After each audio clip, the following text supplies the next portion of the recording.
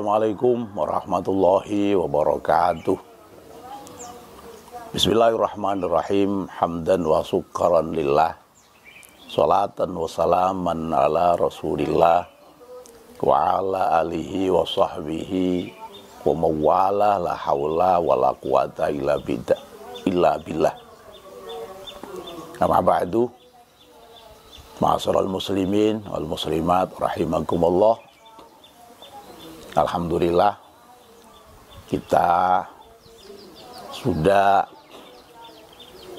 memasuki akhir dari Ramadan. Sebentar lagi kita akan meninggalkan Ramadan. Perlu diketahui, setelah bergesernya dari Ramadan masuk ke bulan Syawal, kita sebagai umat Islam punya kewajiban, yaitu mengeluarkan zakat fitrah. Zakat itu secara garis besar ada dua. Yang pertama adalah zakatul amwal, zakat yang terkait dengan harta benda yang kita miliki. Nah, ini ada nisabnya, ada haulnya. Jadi tidak mesti harus dikeluarkan di bulan Ramadan. Cuma kebanyakan orang yang punya kewajiban zakatul amwal itu rata-rata diberikan pada bulan Ramadan. Mengingat karena keberkahan daripada Ramadan.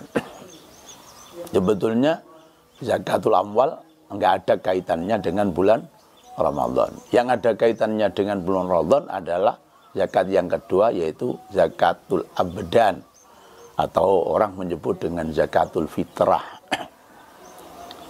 Zakat fitrah itu diwajibkan setiap orang yang beragama Islam yang dia hidup pada dua masa, yaitu akhir Ramadan dan awal bulan Syawal. Lah, akhir Ramadan, awal Syawal itu ditandai dengan terbenamnya matahari akhir Ramadan. Jadi misalkan ada bayi lahir sebelum ghurubus syamsi di akhir bulan Ramadan. Kemudian dia masih hidup juga setelah saat maghrib tiba, masih hidup. Maka bayi ini pun wajib dikeluarkan zakat fitrahnya. Beda kalau bayi itu lahir setelah maghrib, akhir Ramadan belum lahir.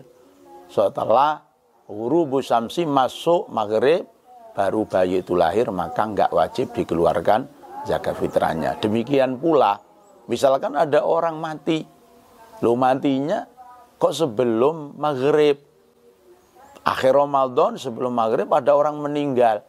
Ini pun enggak berkewajiban dikeluarkan zakat fitrahnya, karena dia tidak menemui awal bulan Syawal. Berbeda bila orang muslim yang mati itu matinya setelah ghurubus syamsi atau sudah masuk maghrib, yaitu tanggal 1 Syawal. Maka dia wajib dikeluarkan zakat fitrahnya, karena pada saat akhir Ramadan dia masih hidup, di awal bulan Syawal dia pun masih hidup, maka wajib dikeluarkan zakat fitrahnya. Di samping dua syarat itu ada satu lagi, yaitu punya kelebihan dari kebutuhan pokok yang dibutuhkan dirinya dan keluarganya untuk malam hari raya dan siangnya hari raya. Jadi bila ada kelebihan, orang itu baru wajib mengeluarkan zakat fitrah. Manakala enggak ada kelebihan untuk kebutuhan pokok malam dan siang hari raya, yang enggak wajib mengeluarkan zakat fitrah. Tetapi perlu diketahui, waktu mengeluarkan zakat fitrah itu dibagi menjadi 5. Ada yang dinamakan waktu jawas. Orang sudah boleh mengeluarkan zakat fitrah sekalipun dia belum punya kewajiban. Karena kewajibannya itu pas saat malam hari raya dengan syarat 3 tersebut. Nah, tetapi orang itu boleh mentakjil mengawali sekalipun dia belum punya kewajiban, yaitu mulai tanggal 1 Ramadan. Itu misalkan saya ini, ya saya yakin bahwa nanti pada saat malam hari raya aku punya kewajiban zakat. Nah, kemudian pada bulan Ramadan saya sudah mengeluarkan. Tanggal 1 boleh, tanggal 20 boleh. Nah, boleh ya. Cuma saya peringatkan pada orang-orang yang mengeluarkan zakatnya pada bulan Ramadan. Di saat malam hari raya, yaitu malam wajibnya orang mengeluarkan zakat fitrah, itu harus menengok kembali orang yang sudah pernah diberi zakat fitrah pada saat Ramadan. Ditengok gimana? Nah, pada saat malam hari raya Ramadan, malam hari raya, itu orang tersebut itu masih layak sebagai mustahik apa enggak? Kalau misalkan ya tidak layak sebagai mustahik, ya harus zakat ulang. Satu contoh gini, satu contoh. Aku punya tetangga. Ini sangat melarat hidupnya pada awal-awal bulan Ramadan. Sehingga saya tertarik untuk memberi zakat saya karena saya ibah. Wes zakatku fitrah sing mestine tak kekno malam riyo, wes tak kekne saiki pisan. Ternyata di akhir Ramadan dia jadi orang kaya karena dapat warisan 2 miliar. Nah, pada saat malam hari raya jelas orang ini nggak masuk fakir miskin, tapi wes kadung istilahnya. Zakat saya sudah masuk pada dia. Tidak mungkin saya kemudian menemui dan minta kembali. Zakatku tak jaluk meneng. Wong sugih, tidak mungkin. Maka saya harus mengeluarkan kembali dan saya berikan pada orang yang berhak mendapatkan. Yang kedua, waktu wujub. Waktu wajib mengeluarkan zakat fitrah, yaitu pada malam hari raya. Itu wajib. Maka pesan dari Al-Quran itu, kita memang harus menghidupkan malam hari raya. Allah berfirman, walitukmilul iddata walitukabbirullaha ala ma hadakum wal'allakum tashkurun. Artinya, di saat Ramadan selesai, masuk bulan Syawal, maka hiduplah malam itu dengan takbir.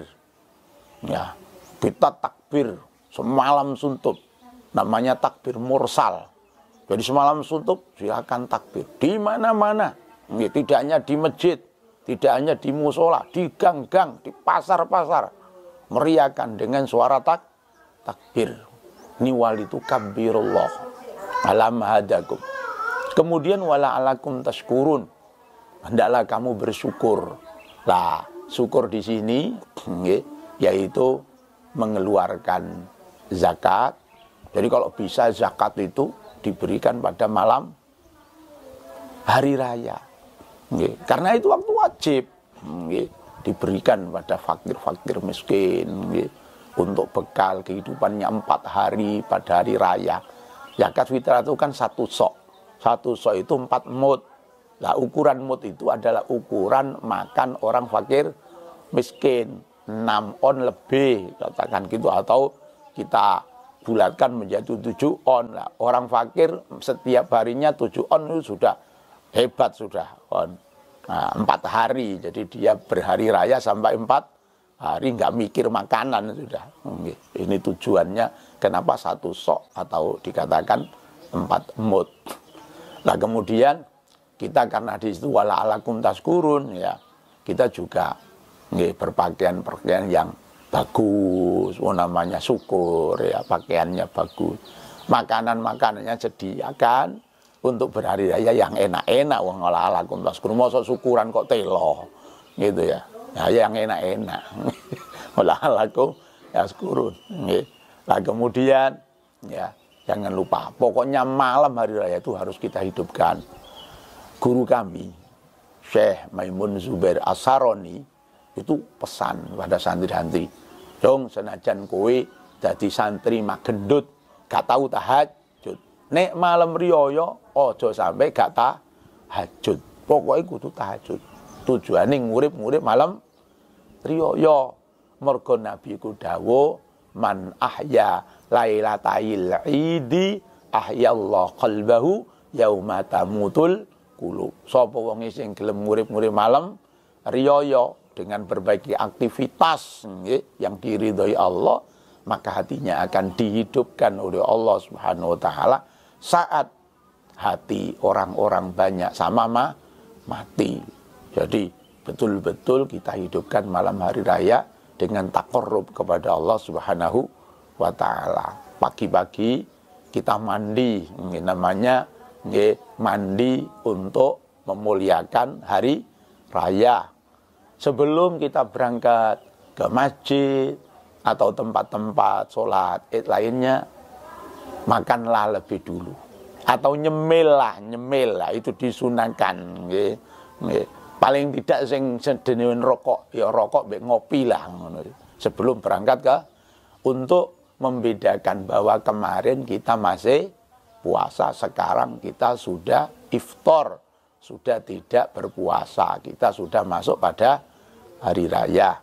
Kemudian kita mengikuti sholat id, kemudian jangan beranjak sampai pada kita selesai mendengarkan khutbah, karena sangat penting khutbah itu.